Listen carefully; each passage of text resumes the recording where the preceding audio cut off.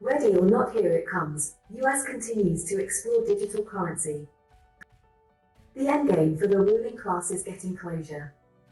The masters continue to explore a central bank digital currency, CBDC, in order to make sure the slave class stays as such.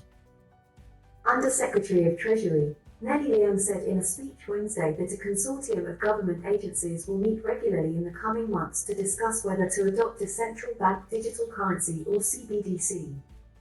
The United States is currently studying options for adopting a retail or wholesale CBDC. The endgame, central bank digital currency.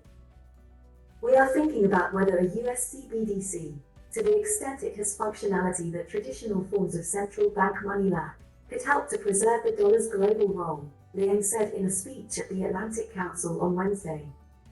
We are also thinking about whether a US CBDC could help reduce undesirable frictions in cross-border payments or other activities. Rulers prepare to take control, CBDCs inbound. A CBDC would usher in a complete and total inescapable slave state. The good news is that it's taking a long time for the rulers to roll it out, so more and more people have time to figure out that this will be a form of slavery that will be almost impossible to escape from. The bad news is that they aren't giving up, and the goal is to control as many as possible through complete control over every single cent they manufacture out of thin air. Leung's comments mark the most comprehensive insight and reveal the administration's latest thinking on a CBDC. The remarks also come at the one-year mark since President Biden issued an executive order directing agencies to study a central bank digital currency and come up with a government-wide approach to regulating digital assets. According to Leung, a CBDC would be legal tender, convertible one-for-one into other forms of central bank money, reserve balances, or paper currency, and would clear and settle nearly instantly. A US CBDC would also need to both protect the privacy of users and minimize the risk of illicit financial transactions, according to a report by Yahoo News.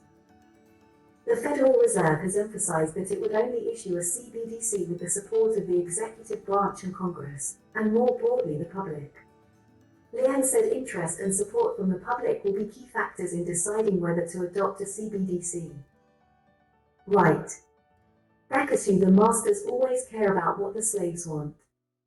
If anything, they will attempt a massive propaganda campaign to try to convince the public they need to be owned more completely. They already did a pretty good job convincing people that democracy is freedom and that they aren't slaves already, so who knows how successful this could be. A digital dollar is just a digital form of a current central bank liability, Leung said. It's just a different form of money. Some of the main reasons countries do implement one is if they feel like they need to have a connection with the public as they stop using cash regularly.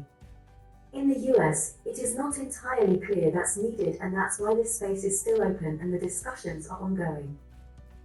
We have few options except to simply ignore their currency out of existence. The biggest obstacle to real freedom is the belief that we already have it.